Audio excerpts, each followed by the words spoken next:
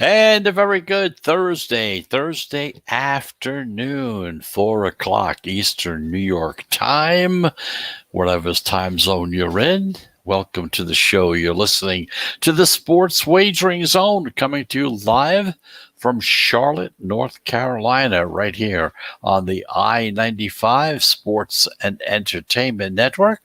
And of course, we're on some podcast platforms as well, such as Apple Podcasts, Amazon Music, iHeartRadio, Spotify, just to name a few. So, welcome to the show. Once again, I'm Chris Pardo. Thank you for listening. We appreciate you listening to the show. Totally appreciate it. So, welcome. So, here we go. It's Thursday. It's Thursday afternoon. There is a game that's going to be starting in about 10 minutes or so. So, that's the first order of business that we're going to take care of right off the bat because, again, that is early. It's an early start. We want to make sure that you have the information that you may need in order to make a wager if you're thinking of betting on this game. That's the Seattle Mariners and the Minnesota Twins. Starts in about 8 or 9 minutes. So quickly, let's go over some of the details on that game and kind of let you know in which direction the line movement is going. And of course, once we determine that, we can determine as to with whom the big sports bettors are betting on, the pros as they call them. Okay. Now, both these teams, both Seattle and Minnesota, coming off of wins. The Mariners just upset the White Sox 8-4. That game, they were plus 135 home dogs, while the Twins took down the Tigers in Detroit 3-2 as a minus 175 road favorite. So the Mariners send out lefty Marco Gonzalez to the mound. He has a 7.5 ERA with no record. While the Twins, they give the ball to their ace, Jose Berrios, 1-0 so far this season with a 0 ERA. Pitched a great game. This line opened with Minnesota, a minus 175 on the home favorite field on the money line. The pros aren't scared off because of this big price that's there. Not only that, but they backed Minnesota. And by doing that, they drove that line up from 175 to 185. And even on some houses we looked at before showtime, they were at 190. So the Twins have value.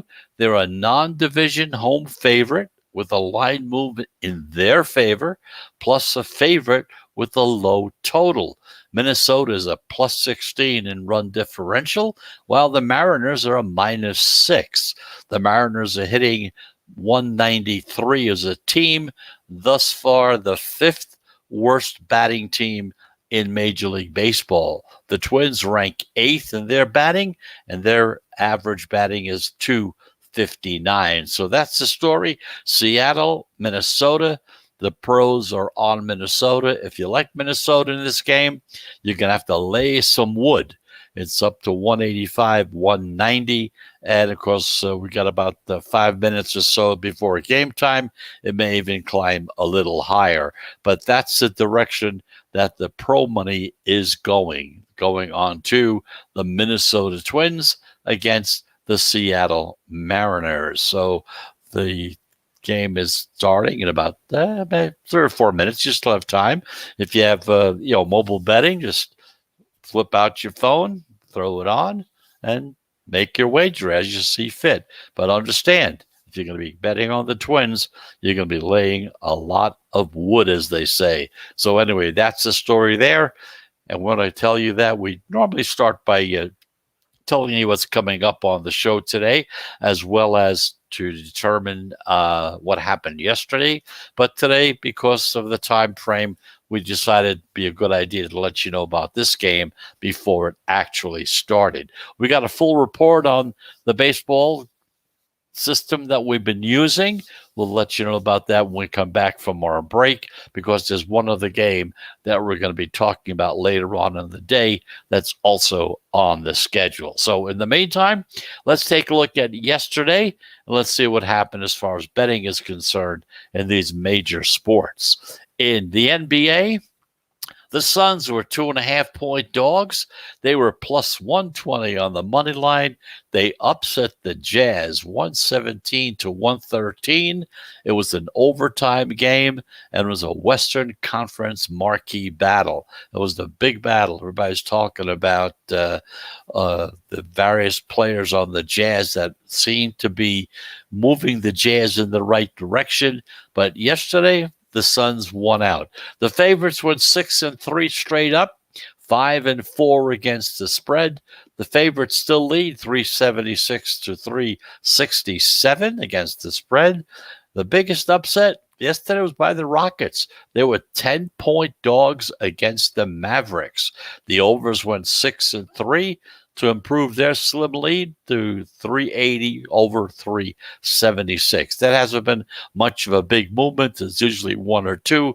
This is one of the biggest spreads with them so far this season. Meanwhile, over in the National Hockey League, the underdogs went 3-2 with upsets by the Blues over the Golden Knights over there in Las Vegas, the Wild over the Colorado Avalanche, and the Kings over the Arizona Coyotes. The overs and the unders split 2-2 with one push. The push was on the Oilers and Senators game. The unders still lead in the NHL, 298 to 280. That's 51.5%. And the first period overs went 4-1 yesterday, but the first period unders still lead by a substantial margin, 318 to 281, which is a little over 53% on the first period unders so far this season. Over in Major League Baseball, the favorites, they went 8-7 straight up, but the underdogs still lead 44 to 41 straight up on this season so far. It's just been a little over a week old, and that's it. Okay, and the biggest upset was by the Orioles against the Yankees. They were a plus 174 on the money line. The Rangers plus 172 against the Blue Jays. Now, so you see that situation we talked about the other day. We know that baseball is primarily a money line betting situation. You can actually be in the plus column making money being ahead with baseball, even if you're at 42 or 43%, as opposed to having to be at 52.3% when you're betting on football or basketball or hockey even, okay?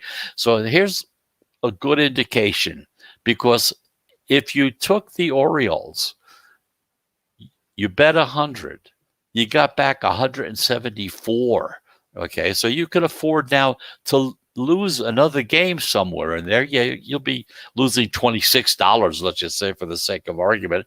But you can see how that adds up so that you don't have to win as many games as you lose. You don't have to win that many more. You could almost break even depending on the money lines, and you could still be ahead.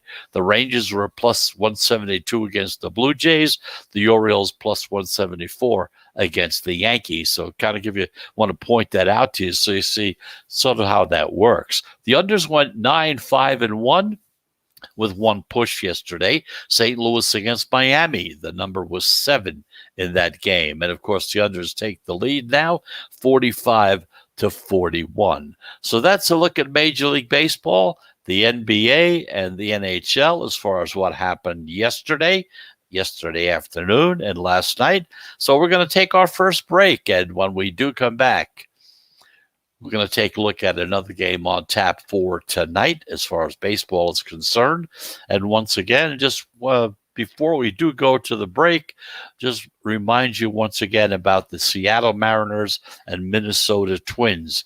The game should be starting any moment, but if you're still interested, the pros are on the Minnesota Twins in that particular situation. When we do come back, we'll look at the 7 o'clock game between the Los Angeles Angels and the Toronto Blue Jays. So just as always, we tell you we have 3 breaks in the show. Each one is about a minute and a half duration. So if that's the case, we will be back into the sports wagering zone in just 60 seconds.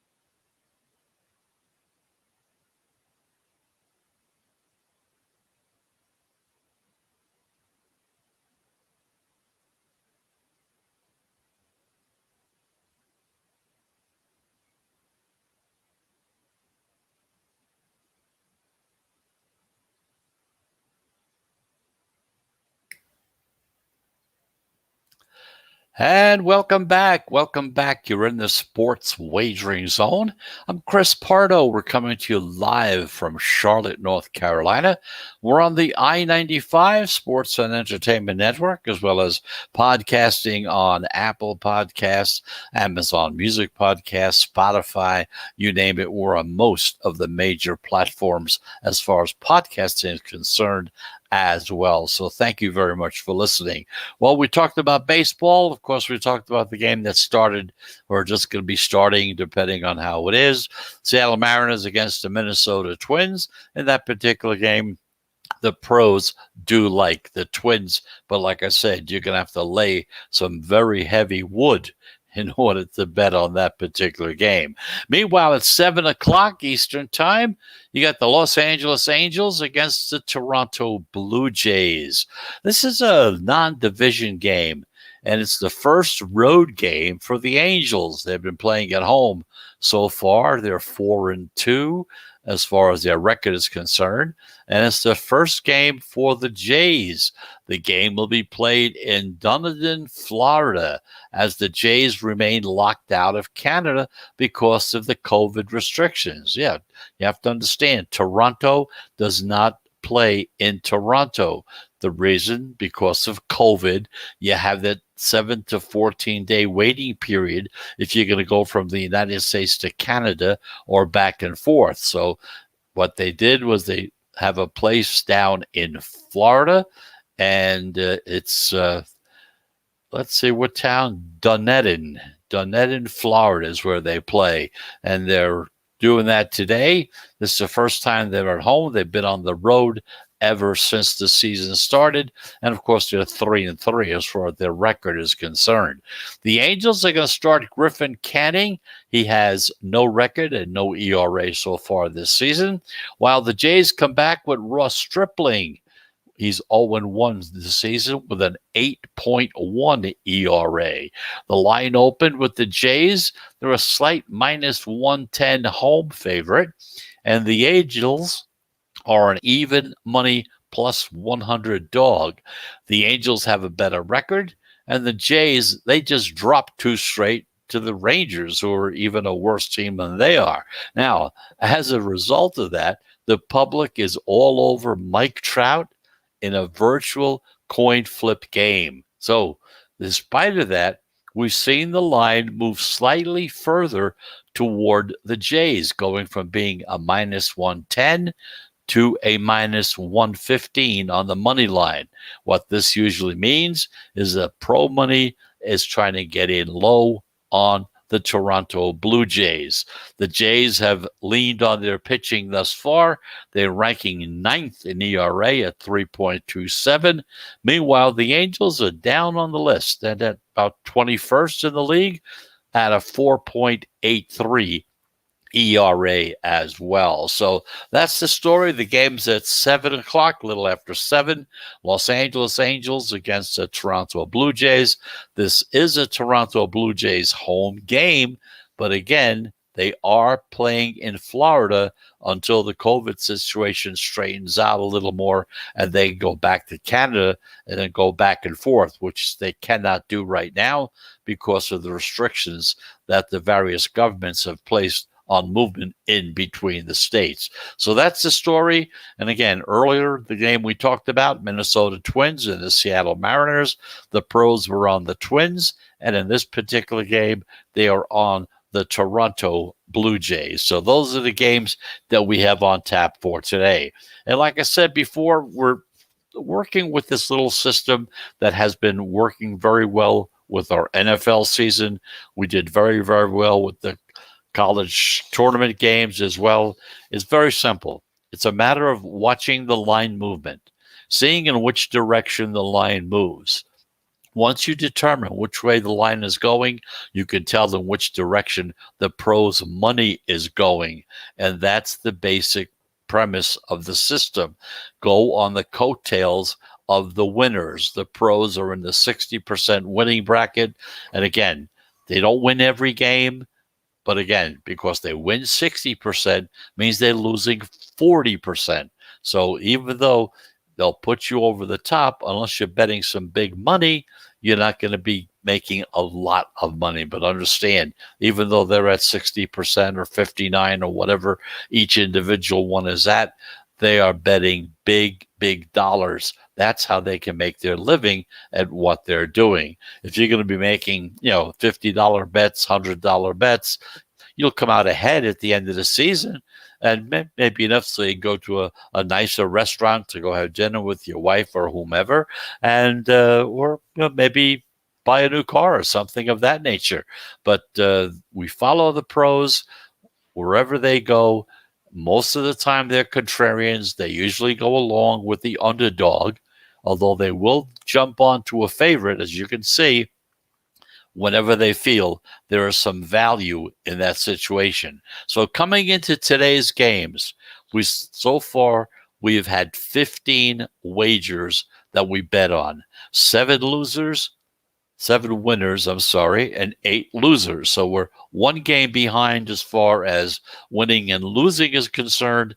We have 2 games on tap for today. We'll keep an eye on them. We'll see how they do as well. But we're not that far away. So being 7 and 8, you're just under 50%. You're really not far from any type of losses right at the moment. There's some, but nothing to really speak about. So that's the system that we're employing right now. We'll keep an eye on it. We'll follow it all season long. We'll give you an update on it every day, kind of let you know what games are being played, what teams are being picked, and keep reminding you and keeping you up to date as to how well or how bad this particular way of looking at betting on baseball is concerned. So anyway, that's the story there. Let's take our break. We come back. We're going to take a look at some futures betting, some betting on futures in baseball, so you can probably get an idea, like most valuable player awards, coach of the year, things of that nature. We're going to take a close look at that as well, give you some thoughts and ideas in case you want to get in on some of that as well. So anyway, that's the story. We will be back. Like I said, we take 3 breaks in the show. This is break number 2. We will be back after these announcements.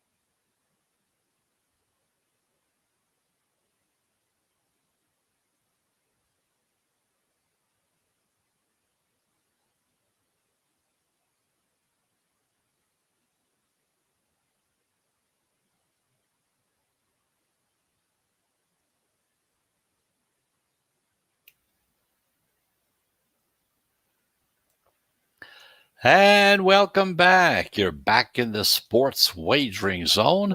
I'm Chris Pardo. Welcome to the show. Like I said, we appreciate you listening to us here on the I-95 Sports and Entertainment Network. So we talked about some baseball games for today, and now let's take a look at some baseball futures. Some of the rookie of the year type situations, manager of the year, these type of futures that are available right now, manager of the year, whether it's the National League, American League manager of the year, either or, but we're going to give you some thoughts and ideas on them. And of course, as always, leave it up to you as to what you want to do. But at least maybe with some of this information we give you about this, you may think, hey, so I'll throw a quick $10 on it or 20, whatever it is that you can afford in a smaller amount, in other words, because it's going to lay there for the rest of the season.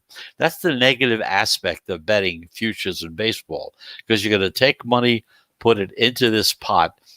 It's not going to be available to you until the season ends, when it's determined whether you win or not. So that's one of the negative aspects, like I said, of betting on futures, especially if you're betting on baseball. The NFL, yeah, you start in September, but by the end of December into January, you're already getting close to finding out what the results are going to be. Here, you got a long way to go. You're going to be sitting around. That money's going to be laying there until October. But, again, it's not a big portion of your bankroll. Take a little portion, because the odds are usually so large that you don't have to put as much money down.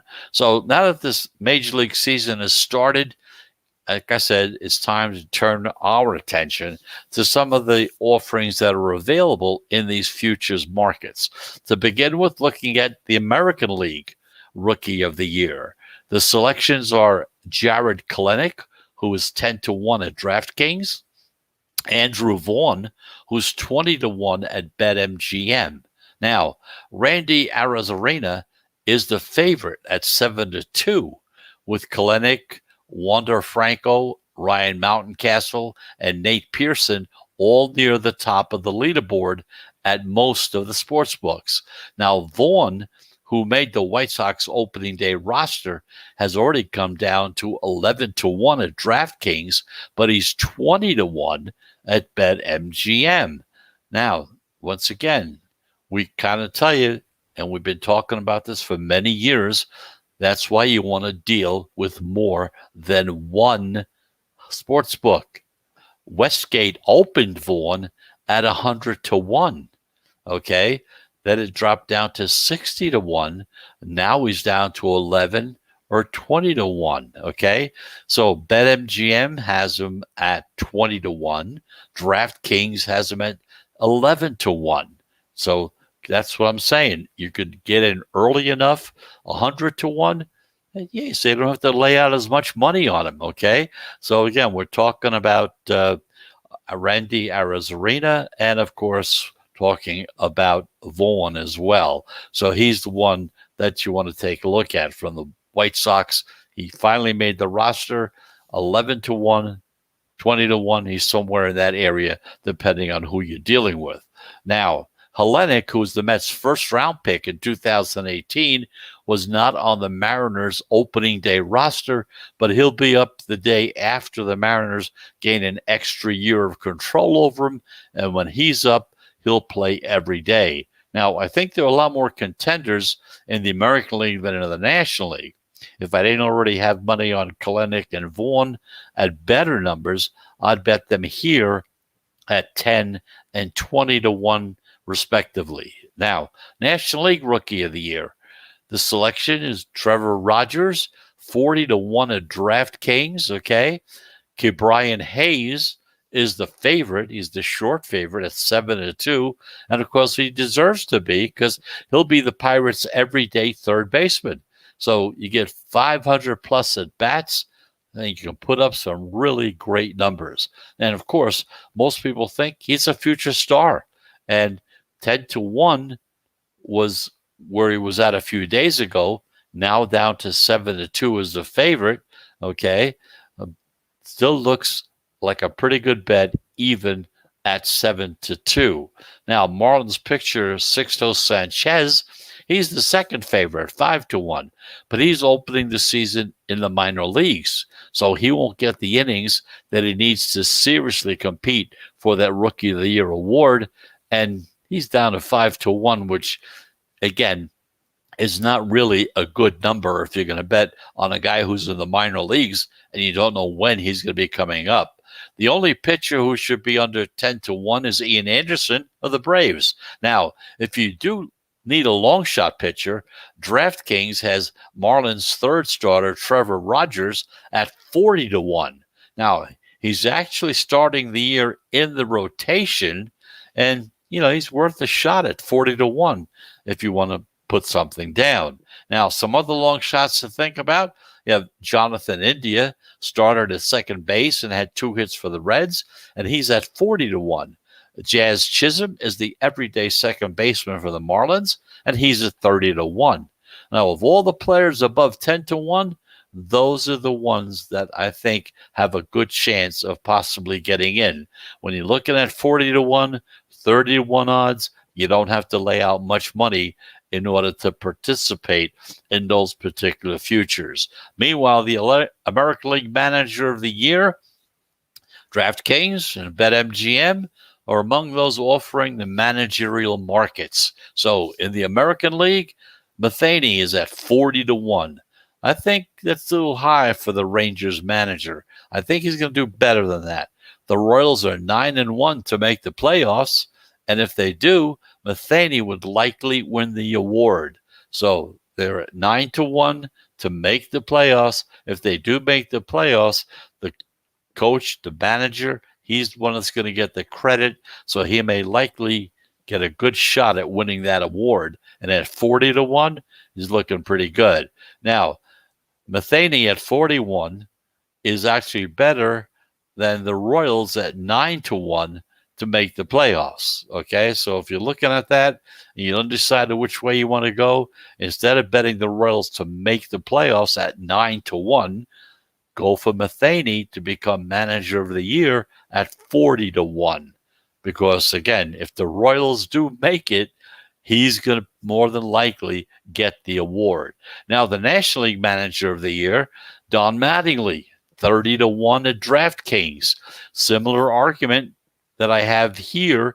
I'd make a bet on Mattingly at 30-1, and I'm not expecting much out of the Marlins, but they did sneak into the playoffs back last year, and they have a competent starting rotation as well. If they do make the playoffs again, Mattingly likely would win the award. The Marlins are 10-1 to make the playoffs. Mattingly is at 30-1 for manager of the year. So just like we were talking about the National League manager with Matheny, this same principle, the same thought process goes into betting on Mattingly instead of betting on the Marlins. So if you like the Marlins to win at 10-1, getting into the playoffs, right, then why bet that way when you can bet for Mattingly to be at 30-1 to be manager of the year? Because if they do get into the playoffs, more than likely he will become the manager of the year and get that award. So that's the story. Just for a couple little things that you might be looking at that's still available to you at some decent prices. You know, you got a few extra dollars laying around. And like I said, you don't have to put out a lot of money in order to try to make some money in this situation. So that's the story with a few of the futures bets as far as baseball is concerned. Let's take our final break. And when we come back, we're going to take a look at the NBA power rankings. Looks like the Nets dropped down a little bit and some teams have gone up. We'll go over the top 10, give you an idea as to who's where in case you're interested in betting on NBA games. And if you're looking at power rankings as one of the things that you're looking at as far as trying to determine who you want to bet on and in which game. So let's take our final break. And like I said, we'll be back in the zone in about 60 seconds.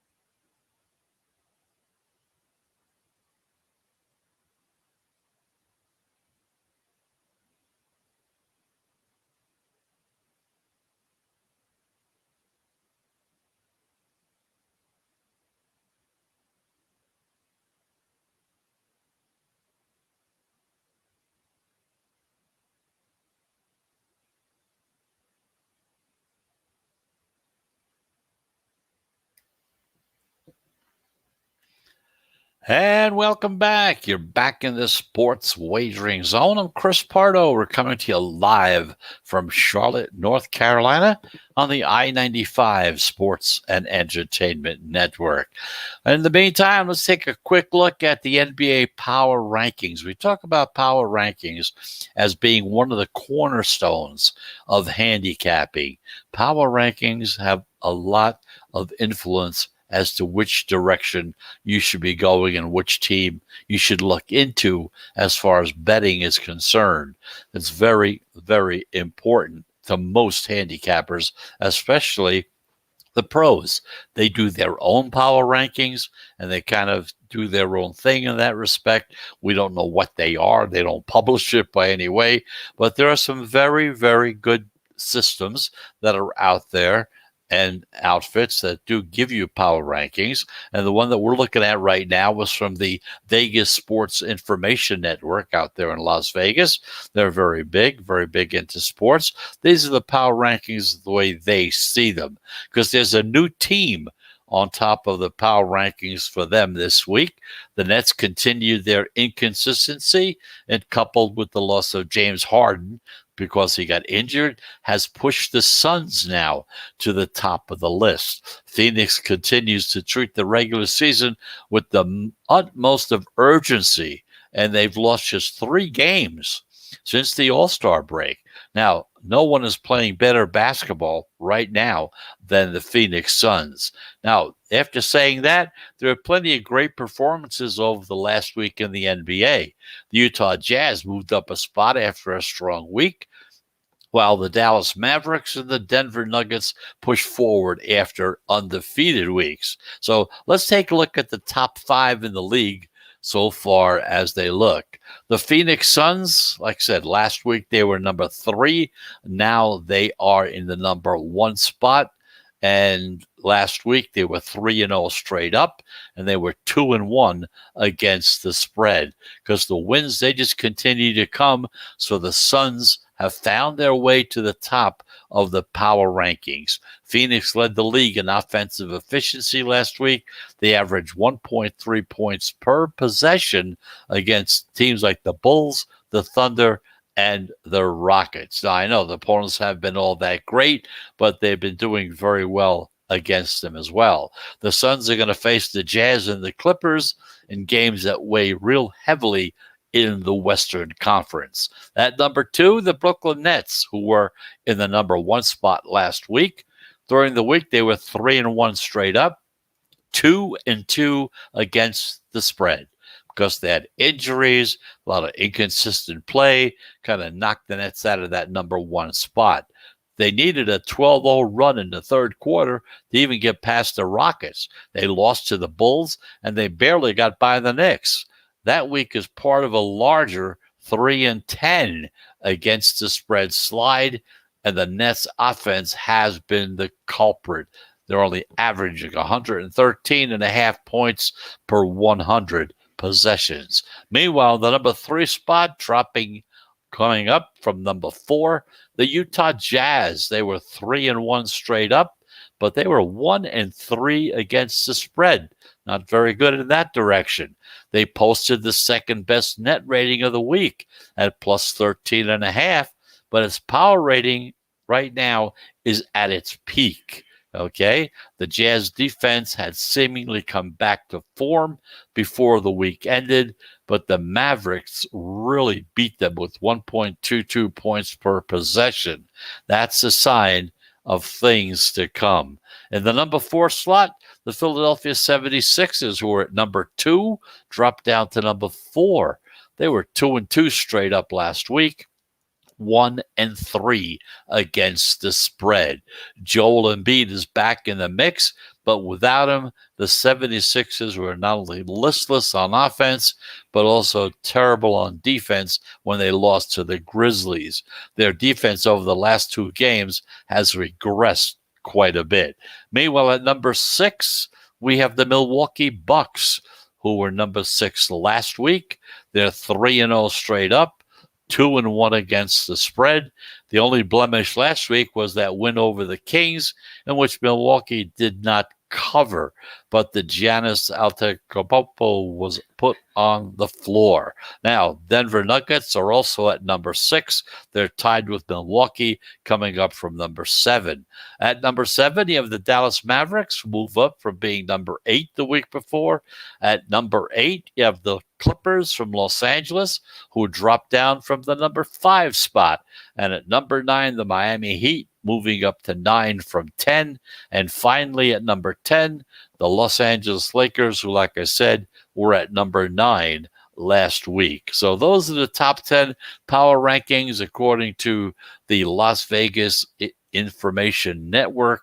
They're very good with their situations, with their picks and things of that nature. They do a pretty good job.